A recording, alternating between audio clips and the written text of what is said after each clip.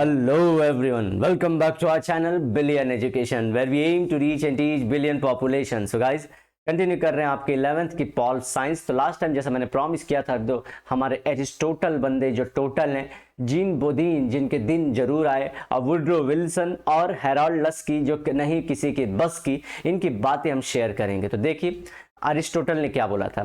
The state is a union of, union मतलब मिला जुला के बना, किससे? Families and villages, having for its end a perfect and self-sufficing life by which we mean a happy and honorable life।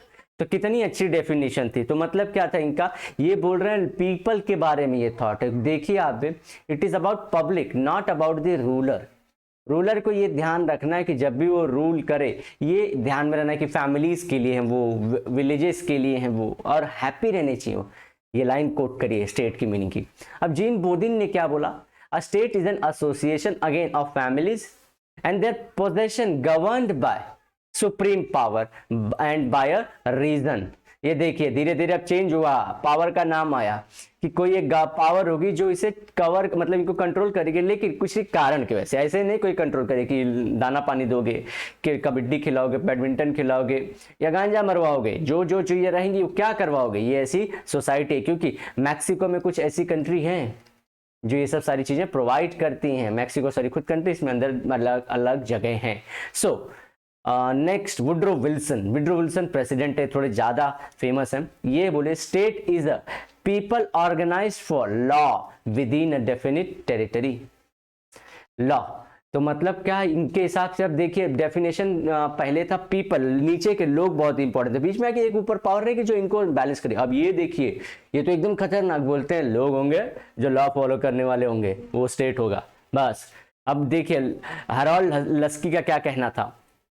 फिर इन्होंने बोला the territorial society, territorial जो टेरिटरी के अंदर रहती है, डिवाइडेड इनटू गवर्नमेंट, बहुत सारी गवर्नमेंट अंदर और आएंगी, and subjects claiming with in its allotted physical area a supremacy over all other institutions. तो सब्जेक्ट कौन? जैसे गवर्नमेंट जैसे रही, ये लोग क्या करते हैं, अपना अधिकार जमाते हैं इस पे। पब्लिक के तो बात गई, पूरा स्टेट के डेफिनेशन से पब्लिक गई। तो ये देखिए बदलती रियलिटी का एक उदाहरण है, एग्जाम्पल है। It is example of changing realities. कि सोसाइटी को कहां लेके जाना था एरिस्टोटल से, कहां लेके जा रहे हैं। ठीक है, नेशन नेशनलिज्म पढ़िए, लेकिन पब्लिक के बारे में बात ही नहीं हो रही है, तो यहाँ पे वही चीज होगा। चलिए नेक्स्ट स्टार्ट करते हैं हम लोग। The state has the following elements, मतलब स्टेट के पास क्या क्या होना चाहिए। सॉवरेनिटी पहली बात होनी चाहिए। तो देखते हैं समटाइम्स, इसका मतलब मैं आप लोगों को लास्ट लेक्चर में ऑलरेडी बता चुका हूं कि मेरी मर्जी, वो गाना। Sometimes this term is used interchangeably with the term independence, आजादी से। ठीक है, मैंने इसका सिर्फ क्या कर दिया, ट्रांसलेशन कर दिया। But sovereignty is legal term, legal मतलब लॉ है ये। आजादी क्या है, जैसे भारत आजादी चाहता था लेकिन वो लीगल टर्म में नहीं था। While independence is a political term. ये पॉलिटिकल मतलब, ये पॉलिटिकल वर्ड आता है पॉलिसी से। अब पॉलिसी से, अब पॉलिसी मतलब क्या, लोग जो चाहते हैं। सो लोग जो चाहते हैं वो जो चीज होगी पॉलिटिकल होगी। ठीक है, तो वहां से आ रहा है इंडिपेंडेंस। तो वही बोला ना, हमारी डिमांड क्या थी, लोगों की इंडिपेंडेंस थी। वहीं पे जब लॉ आ जाए इसके साथ, तो वो क्या होती है, sovereignty. It means that the country is legally sovereign with its own independent constitution. तो कॉन्स्टिट्यूशन लिखी हुई सकती है या नहीं भी, लेकिन एक कॉन्स्टिट्यूशन होगी जो फॉलो करते हैं। For example, India became politically independent in 1947, but it became a sovereign state in 1950 after the constitution came into effect। बहुत अच्छी बात बोली, आज़ादी मिल चुकी थी लेकिन लॉ नहीं आया था। लॉ आया 1950 जब डॉक्टर भीमराव अंबेडकर जी ने ये बुक लिखी जिसको हम लोग बोलते हैं कॉन्स्टिट्यूशन। तो कॉन्स्टिट्यूशन के आने से इंडिया सॉवरेन हो गई। क्वेश्चन अच्छा है, आपको पूछा जा सकता है इंटरव्यू में या बेसिक आपके सब्जेक्ट्स में। कि सॉवरेन इंडिया कब हुई? आफ्टर 1950, जब कॉन्स्टिट्यूशन है। उसके पहले क्या थी? 1947 से लेके 1950 तक इंडिपेंडेंट थी। तो क्या आज इंडिपेंडेंट नहीं है? नहीं, आज भी है। तो आज सॉवरेन नहीं जी, आज है, लेकिन सॉवरेन 3 साल बाद हुई। ये लाइन रेस याद रख लीजिए, याद रहेगा आपको। चलिए, गवर्नमेंट रहेगी, government. Every sovereign nation state must have a government. The government must be sovereign. पहली बात तो गवर्नमेंट खुद इंडिपेंडेंट होनी चाहिए, एंड इंडिपेंडेंट मतलब खुद के अपने जो होना चाहिए, सॉवरेन होना चाहिए, मतलब लीगली उसको किसी और का, सॉवरेन का मतलब आप समझ चुके हैं अभी, लीगली इंडिपेंडेंट। और इंडिपेंडेंट मतलब अपने जो थॉट्स हैं, जो अपने विचार हैं, वो किसी के इन्फ्लुएंस में नहीं लेनी चाहिए गवर्नमेंट, ध्यान रखना है। और सॉवरेनिटी मतलब चाइना नहीं बतानी चाहिए कि इंडिया को क्या करना चाहिए, दोनों चीज। For example, when India was a British colony, there was a government of India, but it was not a sovereign independent government. Sovereign मतलब लीगली खुद इंडिया का था क्या? नहीं था, क्योंकि इस पर राज कौन कर रहे थे? ब्रिटेन वाले। और क्या ये इंडिपेंडेंट थी? नहीं, ये भी किसके कंट्रोल में कर रही थी? ब्रिटिश गवर्नमेंट के। ब्रिटेन में खुद की गवर्नमेंट थी, उनके कंट्रोल में करते। Therefore prior to independence India was not a state. तो ये दोनों चीज अगर नहीं है, जो सॉवरेन नहीं है और इंडिपेंडेंट नहीं है, तो क्या वो इंडिया स्टेट था? नहीं। बहुत अच्छे उम्दा क्वेश्चन निकल रहे हैं, मेक श्योर। स्टेट इंडिया आजादी के बाद, वो भी कब हुआ? जब गवर्नमेंट आ चुकी। गवर्नमेंट कब आई? हमारी वर्किंग गवर्नमेंट 1947 थी, लेकिन fully elected by people came by 1951 जो गवर्नमेंट आई। The institution of the state are public. इसे इरेज कर देता हूं।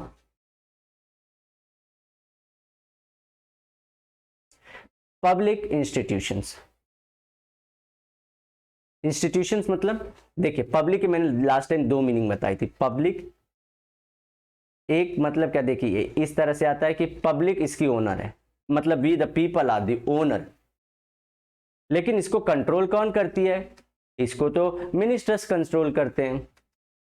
फिर ये हमारा तो नहीं हुआ, पब्लिक का तो नहीं हुआ, पब्लिक प्रॉपर्टी क्यों बोलते हैं इसको? लेकिन हम एज अ ओनर चुनते हैं कुछ लोगों को, जो एमपीज या एमएलए होते हैं, वो मिनिस्टर बनते हैं या कोई और पोजीशन हासिल करते हैं, वो हमारे बिहाफ पे इनको कंट्रोल कर रहे हैं। इसलिए ये जब कोई भी ऑफिस बनाते हैं ना, इसको पब्लिक ऑफिस बोलते हैं, जब हमारे चुने हुए लोग बनाए। लेकिन हमारे चुने हुए लोग ने, इनमें से कोई हमारे पब्लिक में से निकल के अपना खुद का ऑफिस बना लिया, ये प्राइवेट ऑफिस है। तो ये सारी चीजें मैंने लिंक करके बता दी कि गवर्नमेंट का भी अगर कुछ इंस्टीट्यूशन है तो भी वो पब्लिक है, और पब्लिक हमारी कैसी हुई कोई इंस्टीट्यूशन, वो भी समझा दिया आपको। चलिए, the public institution include various organs of government like executive, legislature, judiciary, bureaucracy. Executive मतलब मिनिस्टर्स आते हैं इसमें, जो लॉ बनता है ना, लॉ या हमारी पॉलिसी बनती है ना, लॉ क्या, कानून, पॉलिसी क्या, जैसे घर बनाना है, सड़क बनाना है, ये सब पॉलिसीज हैं। ये पॉलिसी जो बनाता है उसे मिनिस्टर बोलते हैं। अच्छा, तो ये लेजिस्लेचर क्या, तो ये लॉ बनाते हैं, ये लॉ बनाते हैं, और यहाँ पे लॉ फॉलो करवाते हैं, फॉलो करवाते हैं। फर्क याद रखिए, पॉलिसी बनाना और लॉ को फॉलो करवाना। जुडिशरी मतलब ये क्या काम करती है? जो हमेशा केसेस को सॉल्व करती है, लीगल इलीगल को देखती है, जस्टिस देती है। ठीक है। अब ब्यूरोक्रेसी क्या हुआ? ब्यूरोक्रेसी ये भी एग्जीक्यूटिव का ही पार्ट है, लेकिन ब्यूरोक्रेसी होती है आईएएस, आईपीएस, आईआरएस, ये गवर्नमेंट के ऑफिसर जो मदद करते हैं मिनिस्टर्स को लॉ इंप्लीमेंट करवाने में और पॉलिसी लगाने में। जैसे कि मिनिस्टर ने बना दिया, ऊपर ministry of road and highway ने बना दिया कि इतना रोड बनेगा। अब आईएएस ऑफिसर उसमें दिमाग लगाता है कैसे कैसे पैसा किसको किसको देना है। और लॉ कैसे, समझिए चालू किसी ने चोरी की तो आईपीएस ऑफिसर या उसके नीचे के जो ऑफिसर है पकड़ के कान के नीचे दबदबा के in between the legs they देंगे। ठीक है, तो ये सब काम होता है। अब होपफुली समझ पा रहे हैं कैसे कैसे सबका काम है। लेजिस्लेचर का काम सिर्फ लॉ है, एक्सेट्रा। पब्लिक इंस्टीट्यूशंस, तो उसके एलिमेंट्स क्या है, मतलब गवर्नमेंट के इंस्टीट्यूशंस में से ये सब भी आते हैं। Public institutions are responsible for making policies, बोला ना पॉलिसी बनाना, और पॉलिसी का मतलब बता चुका मैं आप लोग को, लॉज बनाना। देखिए ठीक है, कौन सी पब्लिक इंस्टीट्यूशन लॉ बनाती है? चलिए कमेंट सेक्शन में, अभी मैं पीछे बताइए। Taking decisions and implementing them, बोला ना डिसीजन लेना फिर उसको इम्प्लीमेंट करना ग्राउंड पे, यहाँ पे दोनों का रोल है। We have to make a distinction between these public institution and private institution. मैंने पहले ही बता दिया कि हम लोग पब्लिक कब रहेंगे, क्या मैं अपने घर में रह रहा हूँ वो पब्लिक है या प्राइवेट है। देखा जाए तो आपको आज बात बता दूं एक, चलिए पूरी इंडिया जो है, हमारी ब्यूटीफुल सी जो इंडिया है, उसमें आपका कोई प्रॉपर्टी नहीं है। भले अरे बोलेंगे अरे सर ये क्या आप फालतू की बातें बता, नहीं भाई सच बात बता रहा हूँ। Everything is owned by our state, हमारी गवर्नमेंट द्वारा। अब बोलोगे ये कैसे हुआ सर, हमारे को तो लिखता है कि ये फलाने का घर है, ढकाने का घर है, लेकिन आप कुछ अलग बता रहे हो। मैं ऐसा क्यों बोल रहा हूँ, क्योंकि भाई और बहनों ये जो इंडिया है थोड़ा और नीचे जाएगा, लेकिन चलिए कोई बात नहीं। तो ये जो इंडिया है गाइज, ये मैंने इंडिया बना दिया, थोड़ा टेढ़ा बना दिया, फटफट बना दिया। तो देखिए इसमें जो भी प्रॉपर्टी आती है, all thing belongs to government of India. जी हाँ GOI। अब आप बोलोगे अरे ये तो सोचा ही नहीं था। देखो आप लोग जब खरीदते हो, समझो आपने ये मकान देखा है, मैं ए से किसी ए नाम के आदमी से खरीद के मैंने ले लिया बी ने, तो मैं क्या कर रहा हूँ मालूम है, सिर्फ इस ए को जो राइट से पहले गवर्नमेंट ने दिए, गवर्नमेंट ऑफ इंडिया ने इसके नाम पे राइट रखे हैं, ए के नाम पे। अब ये राइट इससे हटके इसके नाम पे दे दिया गवर्नमेंट, बस ट्रांसफर राइट्स आते हैं। जब आप जमीन लिखाते हो ट्रांसफर राइट्स आते हैं, ट्रांसफर राइट्स हैं ये सर, ये लीगल बात है, समझ जाइए, होशियार बन जाइए। अब आप बोलोगे राइट टू प्रॉपर्टी नहीं है, हाँ राइट टू फ्रीडम है, राइट टू स्पीच है, ये सब हुआ right to liberty. Sir life और लिबर्टी फ्रीडम ऐसे कुछ नहीं होता है। सो ये कैसे आ गया सर, मैं बताता हूँ गाइस, वरी नहीं। हमारे यहाँ पे पहला जो अमेंडमेंट हुआ था ना, अमेंडमेंट क्या था, कॉन्स्टिट्यूशन में चेंज करना, उसमें नेहरू जी ने हटा दिया था, नेहरू जी ने, कि राइट टू प्रॉपर्टी नहीं है, आपकी कोई राइट टू प्रॉपर्टी नहीं है, कहीं भी नहीं है, राइट टू रिसाइड है, रह सकते हो।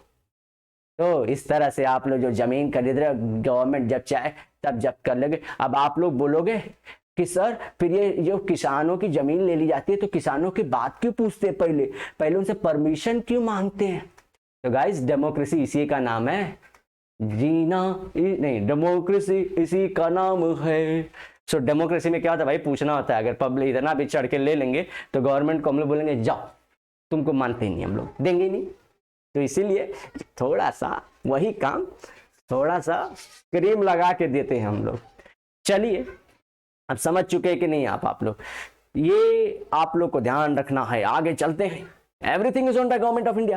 Private institutions belong to civil society. Civil society मतलब people like us. These include private business clubs जहाँ पे टिचिक टिचिक डांस होता है। It is the public institution that have legitimacy to act on behalf of the state. Public institution, state के, हम लोग को पता है state के पास गवर्नमेंट सबसे बड़ा कौन है, स्टेट का एक पार्ट है गवर्नमेंट। गवर्नमेंट डिसाइड करती है, गवर्नमेंट। अब गवर्नमेंट में अब आप बोलोगे गवर्नमेंट, सर गवर्नमेंट पहले होता कौन है, ओह ये तो हमने बोला ही नहीं। गवर्नमेंट कौन होता है, मैंने बताया ना, जिसको हम लोग चुन के भेजते हैं, those are all a government. मजा आया कि नहीं आया। लेकिन हम लोग बोले गवर्नमेंट के भी कुछ पब्लिक इंस्टीट्यूशन होते हैं। अब पब्लिक इंस्टीट्यूशन के भी एलिमेंट्स बोले हमने, कितना आगे तक गए हम, ठीक है, याद रखिए, भूलना मत। चलिए सो मैं क्या बोलने वाला था, एक बहुत अच्छी बात यहाँ पे, legitimacy on the behalf of state. तो उनके पास अधिकार है कुछ ना कुछ डिसीजंस लेने के। होपफुली आप सारी चीजों को समझ पाए होंगे। तो ये सब ले सकते हैं, आपका आधार कार्ड सब बनाना, यही सब ले रहे हैं डिसीजन, ठीक है। अब next time, all citizens are members of state. Citizen और स्टेट बोला ना, लॉ से है ना, लॉ से बनता है। कोई आके ऐसा बोलते ना, चाइना से पाकिस्तान से आगे हाथ हिलाते तो भाई उसको कटोरे में थोड़ी सिटीजनशिप दे देंगे, ऐसा थोड़ी देंगे।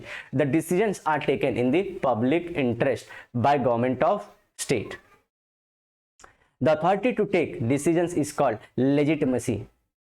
लेजिटिमेसी वर्ड का डेफिनेशन पूछ सकते हैं आपके इंटरव्यू राउंड में। What do you mean by, hey mister ABC XYZ girl and boy, what do you mean by legitimacy? So we will say like, sir, it has right to take decision but legally.